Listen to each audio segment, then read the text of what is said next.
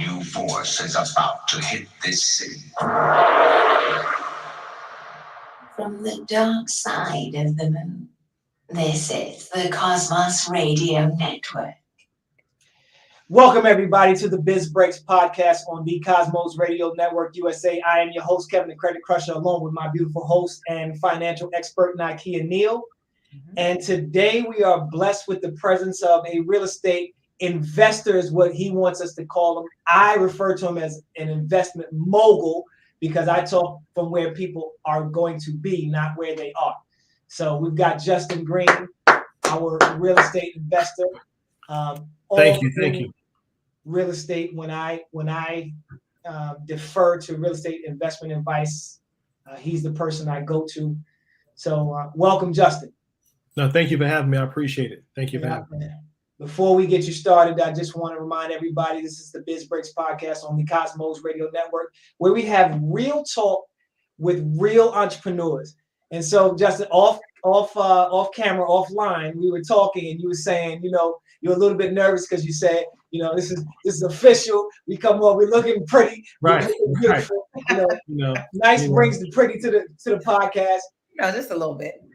Yeah, I'm seeing that kid with the scarf on, and I'm seeing the necklace, and you got the logo in the back. I'm like, come on, y'all.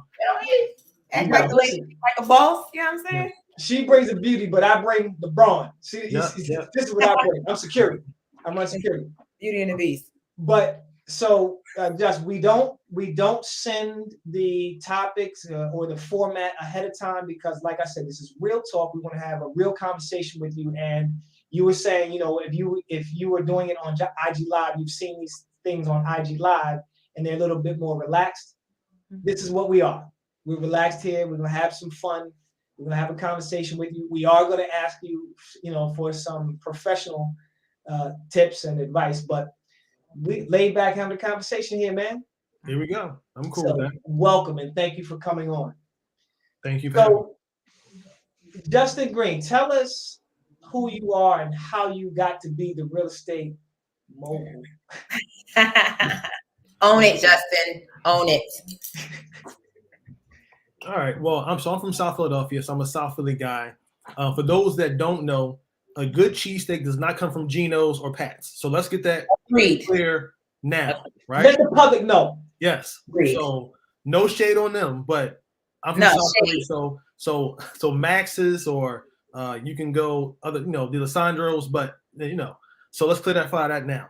But from South Philadelphia, and went to college, and my grandparents and my mother really taught me the idea of work ethic and being in education and learning and things of that nature. So I went to school to be a teacher, right? So I was a teacher for a few years, got my undergraduate degree in teaching, went back to school, got a master's degree in teaching. So I was really all in on education, educating youth. And so around 2011, there were some threats of layoffs on my job. I was the manager. I had like 2 different offices I was managing. We were helping youth get back in school that were out of school and dropped out of school. So we're really, I was really focused on education, but obviously family comes first. So when somebody says to me, hey, I'm gonna lay you off because you're one of the highest paid salaries in the department, I'm like, well, listen, I got a master's degree. How you laying me off? And I managed the office, right? It just didn't make sense. So at that point, I said, you know what? I'm at 2011. I'm 30 years old. So I said, let me figure this out. Let me figure out how to not depend on my 9 to 5 to take care of my family.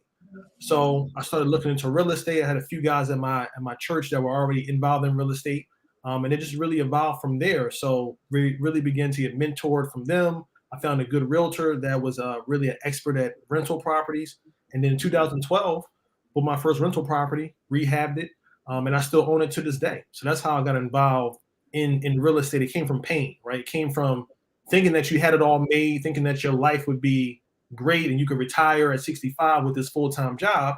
And I'm not against a full-time job at all. Full-time jobs are good. But for me, once again, I just can't rely on that. So I had to, look elsewhere. So that happened in 2012, me buying my first rental property. So you were a teacher? Yes. What did you teach? English education. Yep. But funny story though, right? Justin, college. I'm sorry. You need to go back into the industry because I hear the things that people say, these young people say in the streets these days. English is not being taught in our schools, obviously. Listen. Justin, just so you know, Kevin's like a wordsmith too. He's gonna say a word every time we have a show. He says some word. I'm like, what? Okay, they break that down. Right. I was texting my daughter, I think yesterday, and she hit me with an acronym. How old is your daughter? She's 17. Yes. So she hit me with a it was like OFC or OFC something, and I was like, what does that mean? She's like, that means of course. I'm like, oh, that you could have just spelled out of course. That's not even an acronym. You have OFC. Of is OF, so that's not even the acronym, and then you got the C. That's the generation of shortcuts, man. I get that too. I'm like, listen, I'm 43. Please text me like I'm like this makes sense. I don't know. Exactly. So I love teaching, and the funny story is that I went into my freshman year in college thinking I was going to be a math teacher, but I hit this course that's a C++, and I was like, you know what? Time out. Let me backtrack. Let me figure this out because that C++ was killing me, and I happened to be in a Black History poetic class. And I was studying Langston Hughes and W.E.B. Du Bois, and fell in love with the Harlem Renaissance, and said, you know what, I could probably teach poetry and English and literature. So I just went the English route. Okay, what college did you go to? Westchester University. Ah, Westchester. Good deal. So Justin, don't want to belabor the point. There's one of those words, right? Right. Don't want to belabor the point, but the evolution of English, right? We've seen new words enter into the Webster's dictionary, right? Which is the authority on words, right? Google is a new word, and it's actually a adverb, right? Right, adverb. Google. Verb. Yeah. You mean the term Google? The term Google, right? Oh. I was like, Google is a company. So when somebody says Google me, that's a verb, right? Because it's an action. It's a verb, right? So those things are entering in, and I've seen things like the word ain't evolve and be included in the dictionary. Do you think some of these acronyms that are social media driven are going to be added at some point in time if we keep evolving the way we are? I don't think the acronyms. I don't even think that it's social media driven. I think it's more about the text messaging, right? I think text messaging really put into place a way of shortcutting, right? A way of chopping down words and not having to use in a conversation where you can quickly put a acronym like LOL, right? That's now universal. LOL is universal now, and it means laugh out loud, right? Highly used, by the way. Everybody puts that at the end of everything. You say something serious, put LOL at the end. Right. Yeah. So yeah, I don't think it's gonna be added to the dictionary, but I think that it's so universal now that people will use it in formal emails and in regular emails, so stuff like that. Mm-hmm. I'm asking because I'm watching stuff like when I say social media driven, so you're right, it's text driven, it's really text message driven, but so I'm seeing like words like emoji enter into the dictionaries now. What's another thing I saw? It doesn't matter. But the point is, it's really interesting to me because it really highlights my age when I see things like this, because I get disgusted, right? When I see the word Google in the dictionary, I kind of get a little turned off because I'm saying I recall a time when that did not exist. Right? Emoji didn't exist, and now we are using these as terms on a daily basis. And so, yeah. I mean, I think the times have changed.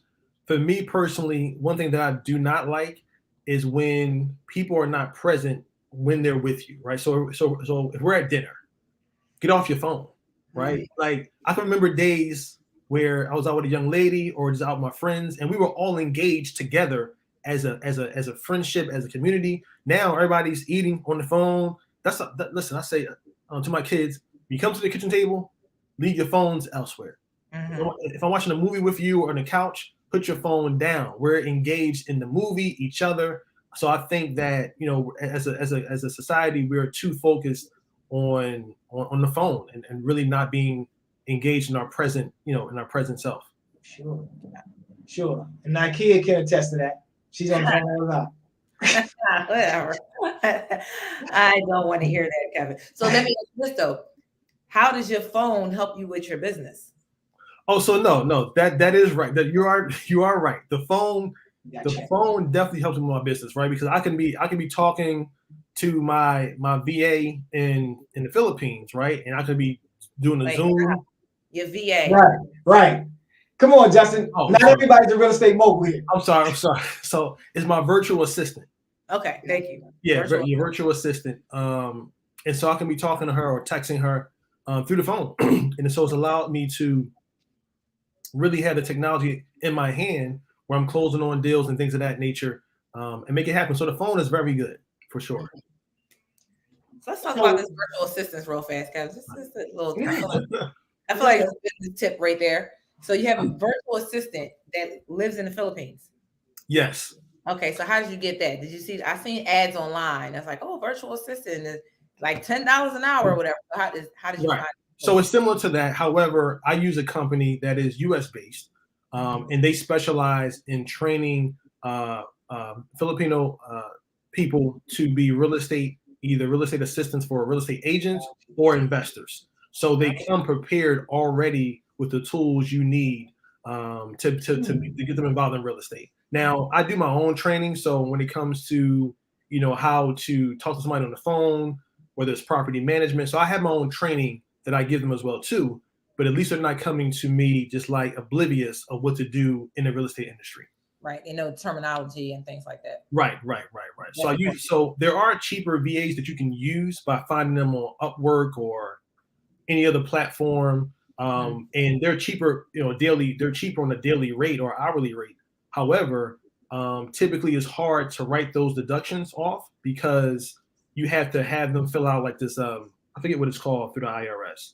It's like a W-8BEN, I think it is, where the US based company, it's just basically a regular company in the US, and then they invoice you, you pay it through your credit card or debit card, and then you go from there. And as well, the company really does help you and is really a mediator between you and the VA. If there's any issues, if the person calls out, they give you a timesheet. So it is structured in a way where it's more like they are the hiring agency and you are actually the employer.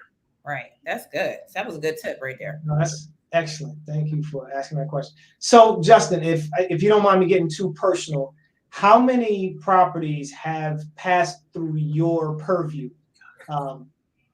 You don't have to tell us how many you hold now, but so deals have you done? Yeah, so over 200. Over 200. See how I said Mogul? Over 200. Modesty is fine here. We welcome modesty. But I wish I'll be honest and say I wish I would have held on to some of those properties versus flipping them, right? So I'm learning as I grow, as I see my kids, 17, she's going to college next year.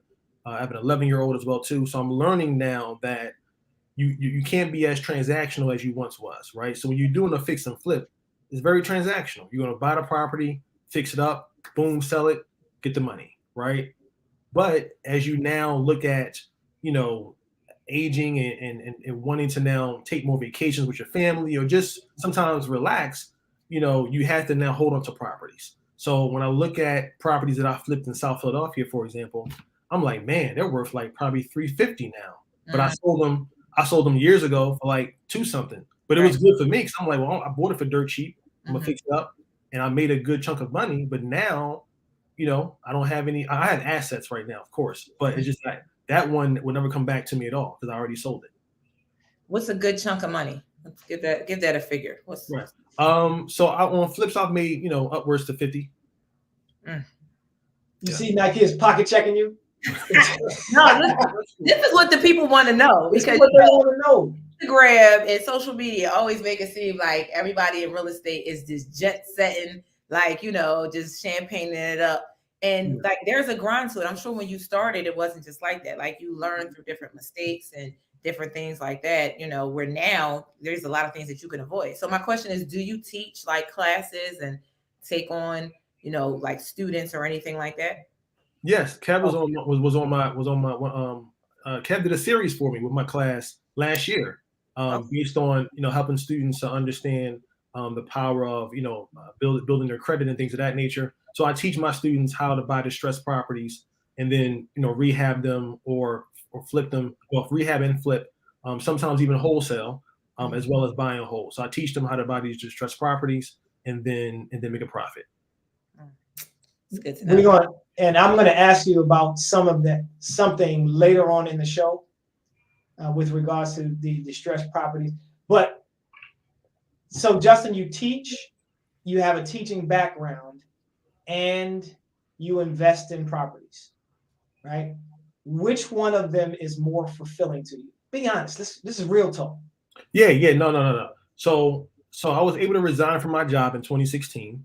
So that's when I got out of education. And it was all about, taking care of my family and money, right? So honestly, I resigned from my job because I said, if I can make this much money in 1 year, then I gotta evolve, right? Because once again, my story is in 2011, they were threatening to lay me off, but they didn't because they found some money elsewhere through a grant, right? So I was cool. So I kept my job until, and then 2016, I got a huge deal around January. And at that point, I said, if I could do these type of numbers, then I gotta really step out there and have a plan and have faith. So at that point, 6 months later in June, I resigned from my job. And I really felt like I wasn't growing in my job any longer, right? I've been there since 2008, matter of fact. So I've been there for 8 years in the same position, through budget cuts, through ups and downs, and I just wasn't growing, right? Because many times in the school district world, people will stay at a position forever, right, and just retire.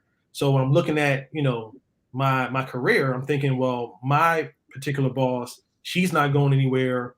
The person above her, they're not going anywhere. So I'm gonna be stuck here. So that was one of the reasons why I resigned from my job, because I'm like, listen, I'm gonna be stuck here forever. And also, I made double what I made at the school district through real estate. So I just resigned. Let's go. And so then to answer your question, back to your question, I did miss teaching, right? And I think part of me now having students and coaching gets me back to really teaching, on a weekly basis, empowering people to think differently. Because listen, it's easy to see somebody doing real estate or doing your own business or credit repair and things of that nature, but it's a mindset shift, right? You have to really think about, well, can I really do this on my own? Like, how do you think about money differently than what you were, taught and raised to be, right? So it's definitely more fulfilling now teaching, coaching students on how to buy properties, as well as I'm still investing in properties now. All right, I want to ask you a question, but I want to take a quick commercial break. Nykeia, you want to tell us about some things you got going on? Yes, what do I have going on? So, Melanin Market. Let's talk about that real fast. So we are doing the Melanin Market. So what is that? Melanin Market is an opportunity for Black entrepreneurs, business owners to come together. It's happening this upcoming Saturday, February 26th in New Jersey at the JFK building in New Jersey. In Willingboro. You can't miss it. It's like the only thing really in Willingboro. So this is the opportunity where people can come out, see other entrepreneurs. They have a lot of kid entrepreneurs too. I think that's phenomenal. So it's an opportunity. Again, I'm keep saying opportunity because you take opportunities when they come, right? So bring your kids out there so your kids can see other people who look like them, that are business owners, that are entrepreneurs, to see other children that are doing those things too, to inspire people. And then on top of that, this is like the cherry right on top of that ice cream.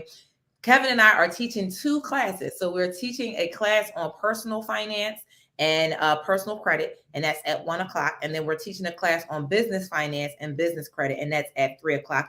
And the whole thing is completely free. So guys, come out, check us out. We're going to put the links on our social media pages. I actually already posted this morning as well, but you definitely want to make sure that you come out and support.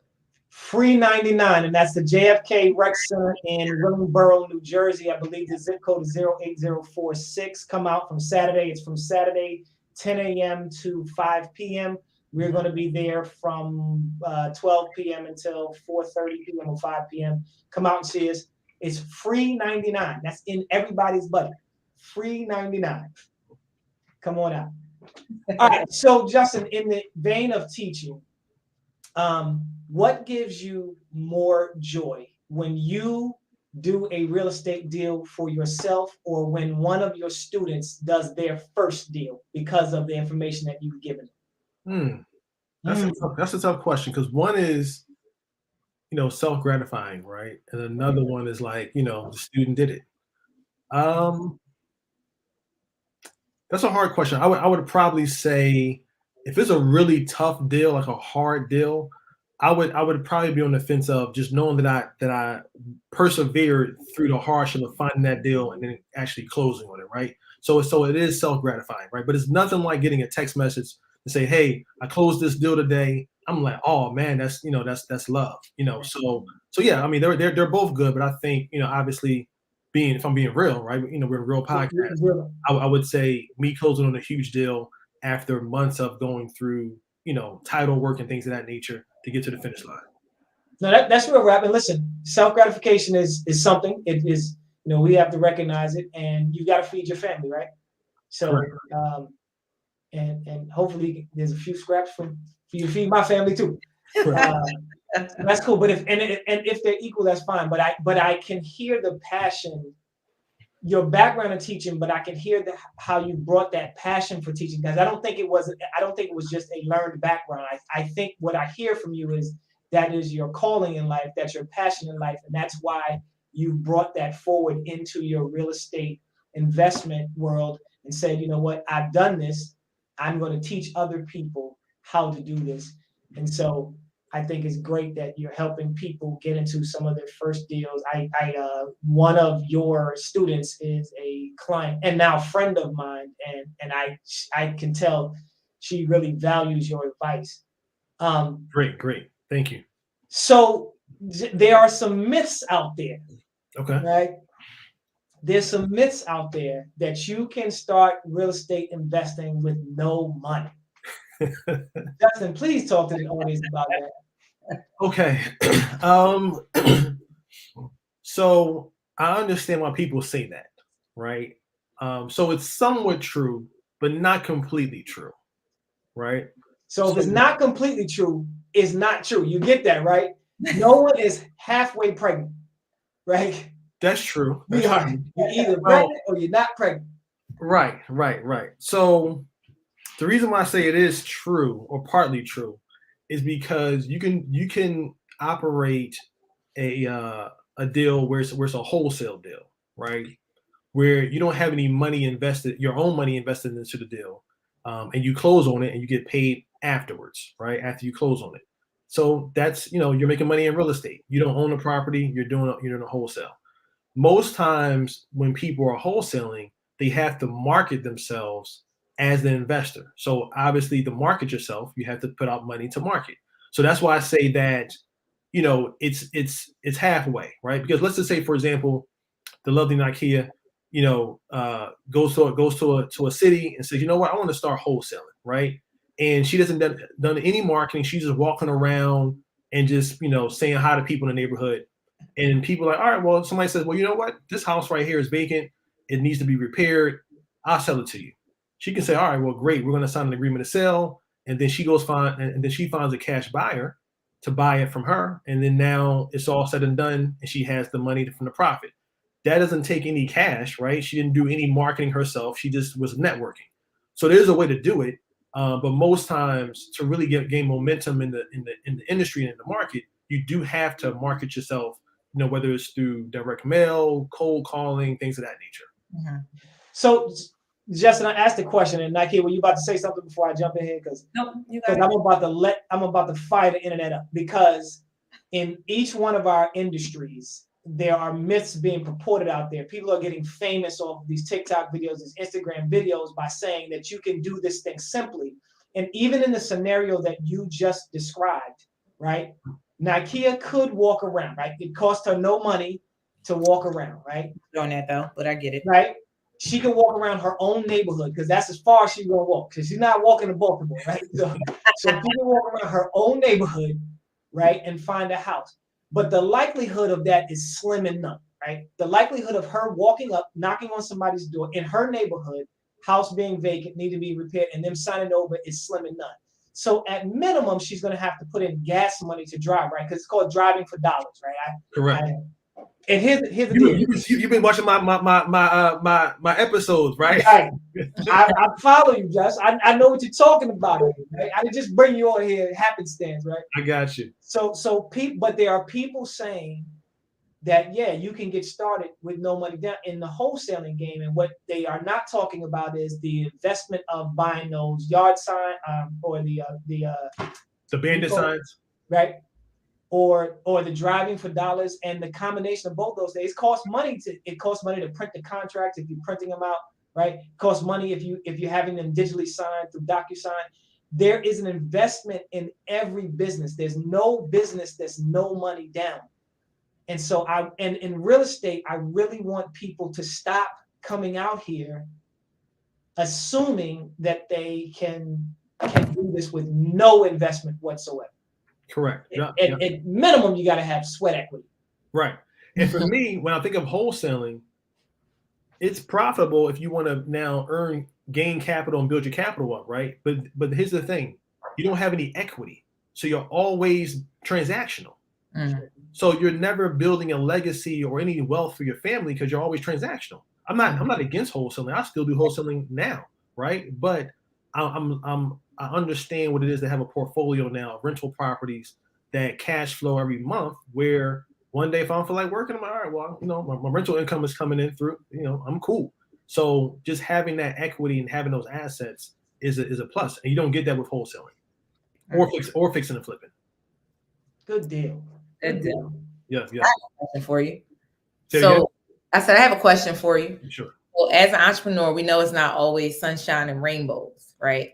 So once you left your job, was there any point that you were like, what the heck did I do? Maybe some deals didn't go through or some monies didn't keep, where you was like, you know what? I don't think I want to do this anymore. Did that ever like cross your mind? Did you ever come to like a really hard road where it's like, you know what? I don't know about this. Maybe I need to get a job. Have you ever thought about that or had that situation? Yeah, absolutely. I think I'm not sure what year it was because I resigned in 2016, but maybe the second or third year where things weren't going as well as in the beginning years. I was like, man, I'll work at KFC. Listen, I gotta take care of my family. Let me figure this out, right? Because at a certain point when you don't have any deals or if deals are not coming through, you're trying to figure this thing out. So absolutely, that's a real possibility, right? I will say that in the early stages, I think around 2017, 2018, I wasn't really advised through my accountant to start paying my taxes quarterly. So at the end of the year, tax season came around. My accountant did my taxes. My old accountant, so no longer with me anymore. My old accountant. Right. He says, yeah, you owe X amount of dollars. I said, what? What, boo? I said, no. I said, there's no way. And I remember being in my basement, calling my best friend and crying. I said, bro, there's no way that I owe this much money. I said, I don't know what I'm gonna do. I said, I'm just lost for words. I said, I need to go back to work, do something because I don't know what I'm gonna do. Now, obviously, that was a knee-jerk reaction of a sticker shock, like I owe this much money. But essentially, I got on a payment plan with the IRS and paid it off in a year. But it was very scary because no one ever taught me to, pay my taxes quarterly. So now that's what I do. I pay it quarterly. And thank God that I was always a person that knew how to save. So when that tax bill did come, it was a sticker shock. I had money, but obviously I wasn't giving that whole thing. You can't take all my money. No, yeah, I'm not giving you the whole thing right away. Yeah, we're going to have to break this up in payments, but I'm not giving you all of that. No. No. All right, Just. We're at the segment where we start to ask you questions that are formal, right? Give us a tip. Give us a tip that we can use for investing in real estate. A tip. Okay. That was on the spot. Let me see. Take your time. So I would say in real estate, find the ugliest property. That's a great tip. Find the ugliest property. Ugliest property. And buy the ugliest property. Yes. Because if you do it correctly, you should be buying that property at a discounted price. Okay. So for me, as a developer, I'm typically going to go into the property and gut it out anyway. Mm-hmm. So if I buy a pretty house at market value, that's really not doing me any justice, right? When I have to tear it up anyway. Mm-hmm. I would rather buy the ugliest property on the most beautiful block, take that, buy it at a discounted price. So when I buy it that way, I already have equity already built in because I bought it at a discounted price. Mm-hmm. And I'm going to rehab it. And after I rehab it, it's going to appraise, and my equity will probably be more than anybody else in the neighborhood because I bought it at such a discounted price. And then I have a GC that I'm working with that, gives me a good price. And then boom, I got a good deal. GC, general contract. Yes, general contract. Yeah. I'm sorry, y'all. I'm sorry. Don't apologize. Sorry. I want it. We got it. No. So your acronyms prompt us to have a conversation. That's what we like it. We like that here. Right. Nice. Give us a financial tip. Some money. Financial tip. Well, I'm gonna stick with just because he Justin talked about like legacy, and just from our conversation yesterday, starting an investment for your children early is important because you can start putting money away for them now that's going to grow for them, that's going to, grow from interest and not in the bank. A lot of times parents just think about only putting monies away. Like I have a savings account for my child, but they're not getting interest at the bank. So you can set up a UTMA account. So it's a custodian account that you manage for your child. You can invest in like mutual funds, put money away, $50 a month. When they get age of majority, most states is either 18 or 21, then that account gets turned over to them. So now this child has a start.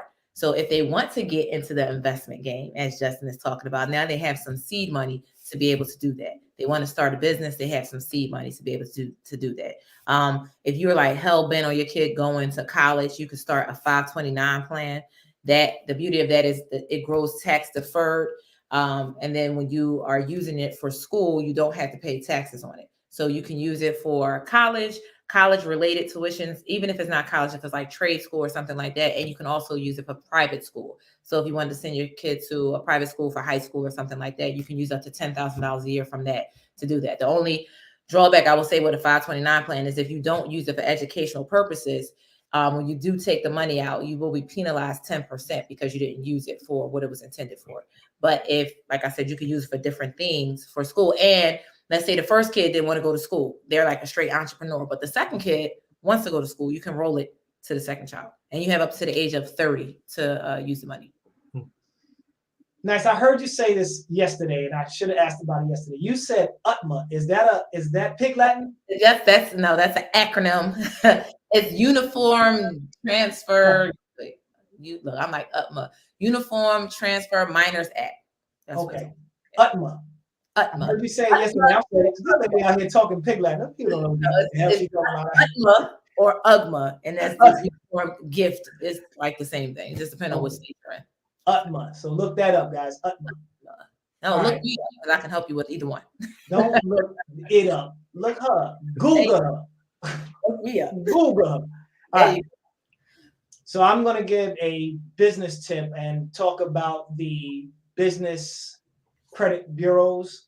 So there are three majors. There are several, just like in the personal world, there are several credit bureaus. We know three majors.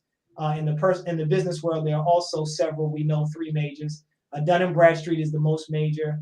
And when you talk about a credit score, when you talk about a business credit score or paydex score, it is Dun & Bradstreet that you're talking about. They are the one that issues that paydex score. Experian Business is the next biggest one, and then Equifax Business is the third biggest one. The Experian and Equifax Business credit bureaus are totally separate from their consumer division, so that information doesn't transfer over. But when you are getting credit for your business, you want to make sure that your creditors are reporting to one or all three of those bureaus, or a combination of the three. If you can get them to report to Dun & Bradstreet, make sure they're reporting to Dun & Bradstreet, you're doing a great job. But if you can get them to report to all three, certainly that is the thing. But when you're applying for the credit, you want to ask. Not everyone reports, and you can't force anyone to report, any company to report. but you do want to ask, are you reporting my payments to one or all of these 3 business credit bureaus? All right, cool. So just, we want you to give us a story now.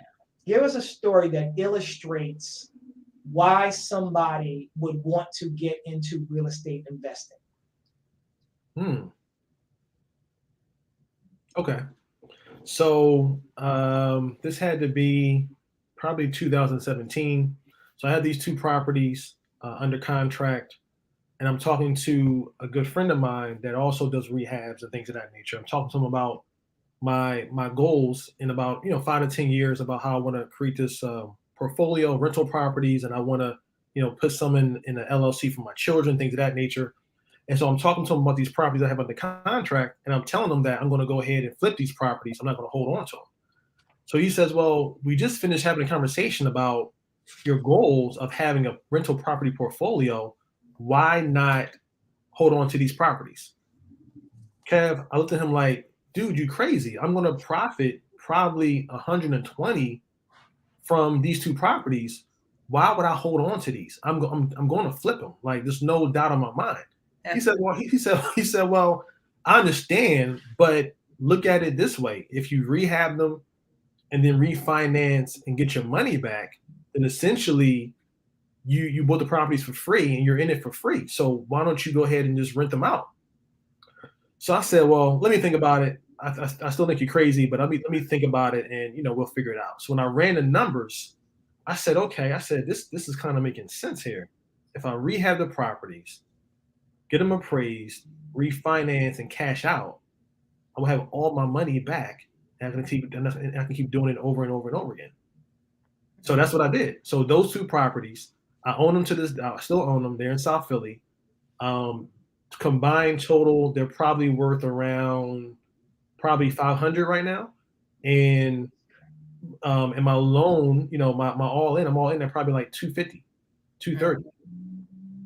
So yeah, if I would have flipped them, once again, I would have had 120 in my pocket. But then when tax season came around, my capital gains tax would have probably been 30-40%.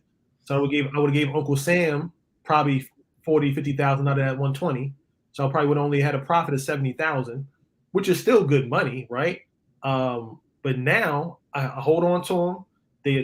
They appreciate in value, and now I can do, well, my accountant can do whatever he does on my taxes. And now I'm paying little to nothing on my taxes because of that. So it all works together. So that's a good story. I hope it's a good story for everybody. You're rapping right now. I was like, that was an awesome story. Those are bars. On Instagram, when somebody like pointing to the screen and it's like, oh, I made 120. He's like, right. The capital gains tax. Uncle Sam always want their bread. Oh. Yeah. So just let me if I'm following along, and I don't want to stay on this too long, but if I'm following along, what you said was you bought the properties, you rented them out, right? No, You rehabbed them. So I bought them, I rehabbed them. You rehabbed them, and then you did the cash out refi? So no, so the process is so it's really called the BRRRR strategy, right? It's buy, rehab, rent, refinance, repeat. So that's the BRRRR strategy. Go ahead and Google it. It's well known in the real estate industry, right? I was like, in the same thing, count like BRRRR. Right. So buy, rehab, rent, refinance, repeat. So I bought the properties. Go ahead. No, I'm following along. I'm just pointing. So I bought the properties at a discounted price. So the key is buying it at a discounted price, right? So I bought the properties for the discounted price using other people's money. So either a credit line or a private lender. So I did that, and I bought them at a discounted price. Then I rehabbed them, not to show off on. Well, back then it wasn't really on Instagram, but not to show off on HGTV and Facebook, right? I rehabbed it with the purpose of increasing the value of the property. That's all I care about. Increase the value of the property and make sure all my mechanicals are up to date. Roof, roof is the roof, but mechanicals like plumbing, electric, HVAC, all those are set in place and they're brand new. And I do that because I don't want any headaches. I'm not a handy guy at all. I'm a numbers guy. So when somebody says to me, "Oh, my faucet broke," now I'm calling somebody else to go fix it, and I pay them to fix it, right? So if everything is brand new, I don't get any calls about my heaters down and things of that nature, right? So it's rare that I get any property management calls because everything is brand new. And if they're not brand new, they're probably 10 years old. So it's still really updated. So I put everything brand new into the property. So that's the rehab part. Then I'm able to now find a tenant, and they're going to pay me top dollar for rent because it's the best property in the neighborhood in a sense, right? So they're paying me top dollar in rent. Then I basically take my lease, and then I show the bank that I have a lease in place. Here's my cash flow. Then they're going to give me a loan. So I'm going to refinance. They're going to appraise the property. I'm going to refinance. Certain banks that I use will give me 80% of the after repair value. So in the case where I bought a property for 20, I put 60 into it, right? Now that's 80,000. The property appraises for 100,000. The bank at the closing table will refinance me 80,000, give it back to me. Now, the property, really, I'm in it for $0, right? So, because that rent is covering the loan, right, on a monthly basis, and the bank gave me all the money back. All the money back, right? Mm-hmm. So that's what I've learned. I think it's why we brought him on here. For Justin to insert his classes now in his commercial. Yeah, we're gonna get to that. We're gonna give you that. We're gonna give you that shot. We're gonna give you that shot. Just don't. She's too funny. I was trying to drink some juice real quick, and she hit me with the joke. That wasn't a commercial. That was not. It was. No, we do commercials on here. That was the perfect time for this. And now this is how you reach me, because I'm like taking notes. I have my little. Got you. Okay. Yo, this is good. All right, now, Kid, you want to give a story? Yeah, I'm gonna give a story, and then we're gonna go into the next story. I got no story. I got no stories. No, I'm just playing. I got a story. All right, let me stop playing so much. All right, be serious. So, I will say this just recently, and this is not like a morbid story, but this is just a real, story. So one of the things that I do is I work in the life insurance industry as well. So not just investing, but with life insurance. And now working with a client who had a child pass away is terrible. Like, you never want to think about that. But that's a big reason why you want to make sure that you get life insurance.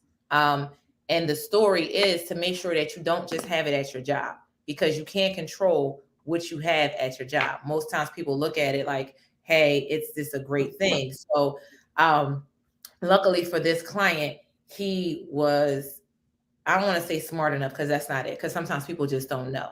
But after having the knowledge, he made the right decision to get a policy outside of his job that is going to pay out for his family for their loss. Like, you can never replace a life, but at least that financial part is not there, where you're not having to do GoFundMes or having to ask people for money or anything like that for burial costs or anything like that. So the story with him, he had life insurance at his job, and it was one of those things where you don't actually have the certificate. They give you, the policy, they give you a certificate of insurability, which basically says like you're insured for how much this is. And it's really cheap. So to have it at your job is a bonus, but you want to make sure you have it outside of that. And we're talking to entrepreneurs on here too.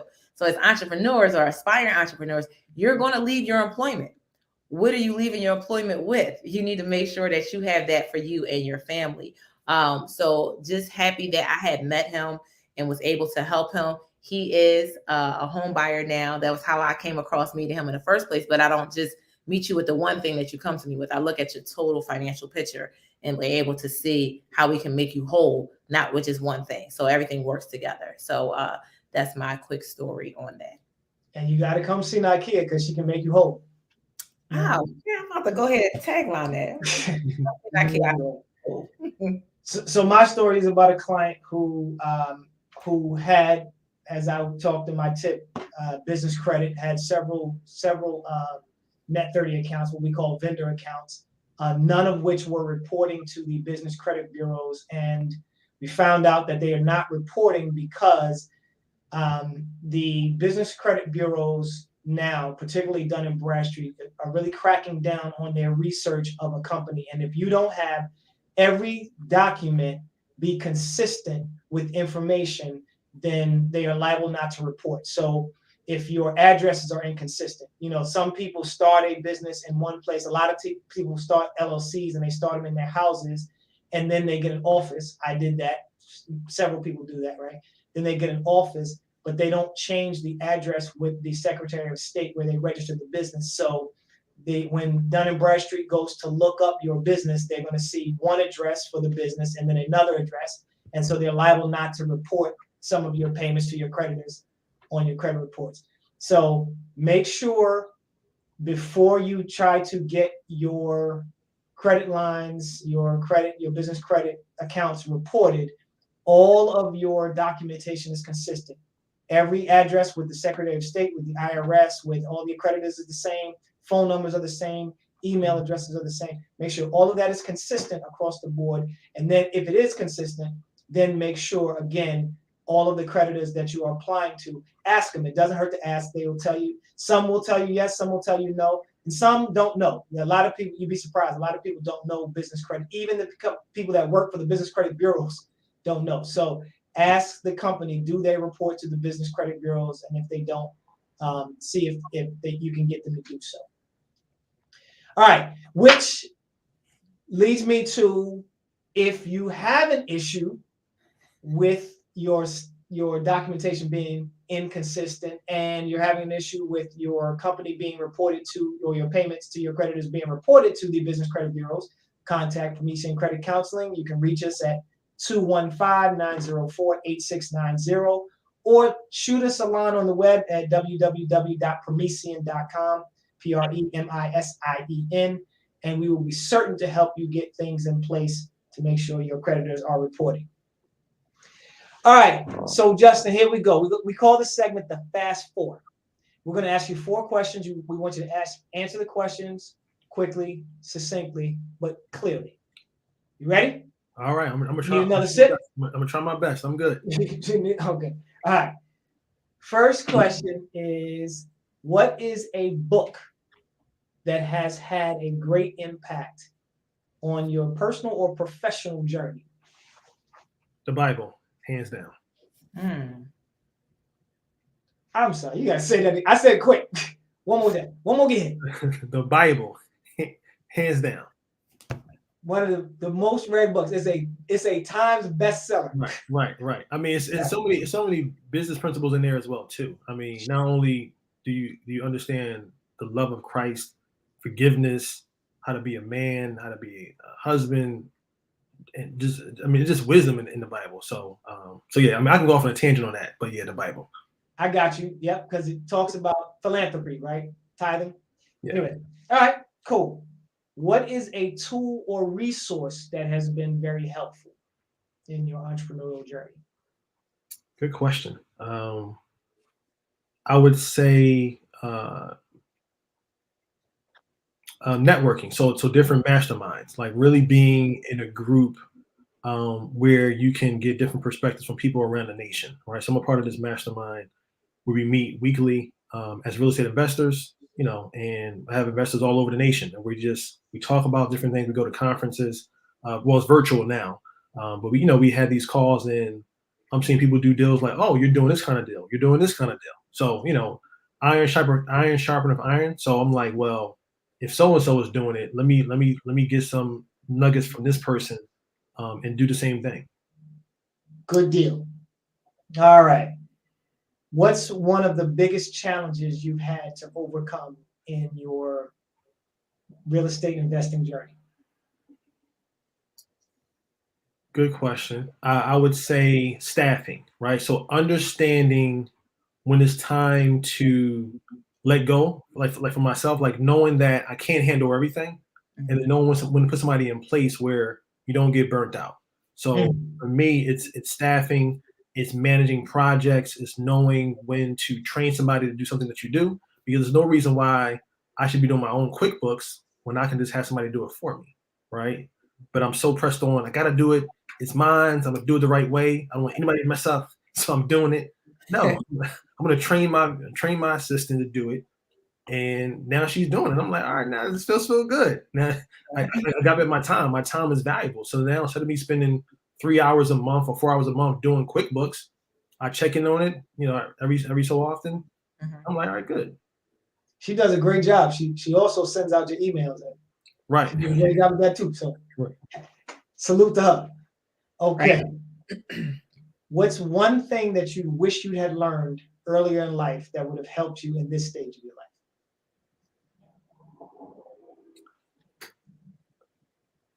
Being an entrepreneur, to be honest, like really, I'm glad I went to school and education is important, but I think if I would have understood business at an early age, then yeah, I mean, I could have been an investor earlier than 30 years old. I started when I was about 30. So, just imagine me starting at 21 or 22. Nice. This dude said 30. I'm still at 51. I still. No, but here's the thing though, Kev. So I'm in spaces where people are like, yeah, I'm 50 years old and I have 300 units, and I'm like, you got 300 units? How? I'm nowhere near 300, right? And I'm like, okay, but when I hear their background, oh yeah, mom and dad taught me this, right? Yeah. So I started investing at 21, and I'm like, oh, okay, all right, cool, So now it's about, when my kids get old enough and they get married, hopefully they get married at an older age than I did. They get married, and they have children now. They'll say, granddad, has X amount of units. And now we do too, because we learned at an early age to invest. Yeah, that's good. All right, we're going to throw an extra question in there in respect and honor of Black History Month. Black person, living, dead, personal or otherwise, who's had a great impact in your life. Living, dead. In addition to Jesus. Right. I would say my mentor, right? He my mentor in college. He actually was my best man in my wedding. So he really took me under his wing. I got in trouble in college. I won't tell the full story because it was kind of crazy, but it was thinking about kicking me out. And he came to me. He said, "Well, what happened?" I told him what happened. And he really advocated for me. He was like, "Well, listen, this is a young brother." I don't know what he said because that was all behind the doors, right? But I'm just assuming he said to me, I'm assuming he said the powers to be, "Hey, listen, he messed up. I probably was 19 at the time. He's only 19. He's apologizing and X, Y, and Z." And so I stayed in college, and my mother does not know what I did, and hopefully she's not watching the show. But I definitely messed up. But thank God he was there, advocated for me. And then after that, he actually gave me a job doing a similar position that I was doing for the other department. And so he allowed me to be a mentor. Although I screwed up with being a mentor for a different department in the same school. So I was like, man, that's love. You trust me to be a mentor? You sure? Because I just screwed up something crazy like a few weeks ago. So my mentor, yeah. Excellent. Well, Justin, I'm clapping up for you. Yeah. Thank you. You have enlightened us beyond measure. We truly, truly appreciate it. For those people who want to become part of your class, first of all, are you open to having people be part of your class? Yeah, absolutely. Yeah. So tell people how they can reach you. If they want to learn about investing, if they want to see you on social media and they want to be part of your class, tell them how they can reach you. So I'm actually doing a free seminar this coming Tuesday evening. So you can go to masterthesteps.com. So it's masterthesteps.com. To register is Tuesday at, I believe, 8 p.m. So once you go to the website, you register, put your email in, your name in, and then you'll get a link for our seminar. That's on Tuesday at 8 p.m. So come there. You can follow me on Instagram at Justin is my coach. Justin is my coach on Instagram. And so the first step is, I would say, just come get some education, some inspiration around real estate. So that's Tuesday for free. Come on, check it out. That's free 99, people. That is in everybody's budget. Yep. And I think if I'm not mistaken, I put it in the chat. I think I spelled it right, masterthesteps.com. I'm not wearing my glasses, so I've got to assume that I typed that in there correctly. Justin Green, we are so honored to have you. We are certainly going to have you back. We appreciate all the work that you're doing. And what I want to applaud you for, we got to give people their roses while they're living right, give flowers while they can smell them, and trees while they can inhale them. Thank you. I want to applaud you That's Noriega. That's not me. That's Nori from Drink Champs. When he said it, I was like, oh, it sounds familiar. It sounds familiar. That's Nori. Salute to Nori from Drink Champs. But I want to applaud you because in the real estate space, we've got to get more people, more African Americans in that space, because that's where a lot of good wealth comes from, right? If we can buy up these neighborhoods, gentrification is not a race thing. Gentrification just means a person bought a group of properties, right? So we can gentrify again some of the neighborhoods, right? There were a lot of wealthy Black neighborhoods in Philadelphia back in the 20s, 30s, 40s, and 50s, right? And so we can do that again, and you are certainly at the forefront of that movement. So we applaud you, we appreciate you, and we certainly will have you on again. Absolutely. Thank you for having me. Yeah.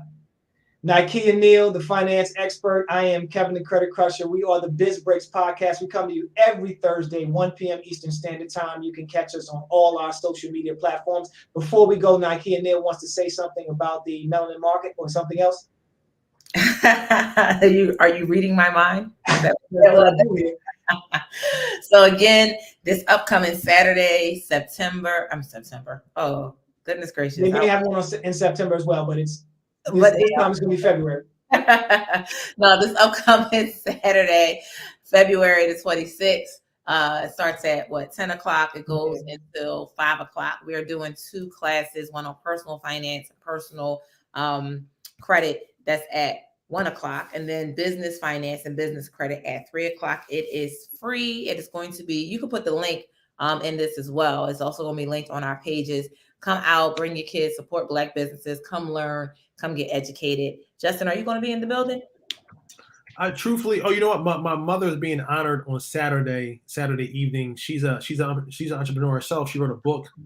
So we're from South Philly, and the district in South Philadelphia is honoring her on Saturday. So I'll be there Saturday, honoring her and thanking her for all her service and things of that nature. So I'm sorry, I won't be in the building, but we can all connect, outside of this podcast. Absolutely.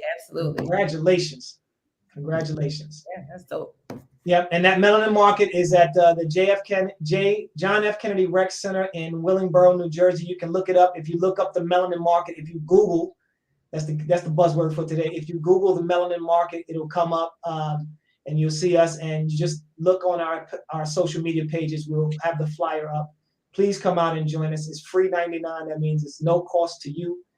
We will assume all the expenses. Come out and join us. We're gonna have a good time. You'll see Nykeia Neal doing her thing. I'll be doing my thing. And again, tune into the Biz Breaks Podcast every Thursday, 1 p.m. on the Cosmos Radio Network, USA. A powerful new force is about to hit this city. From the dark side of the moon, this is the Cosmos Radio Network. And don't forget to like, follow, share, and subscribe. Anytime you go on one of our social media platforms, please like, follow, share, and subscribe. And we'll see you next Thursday.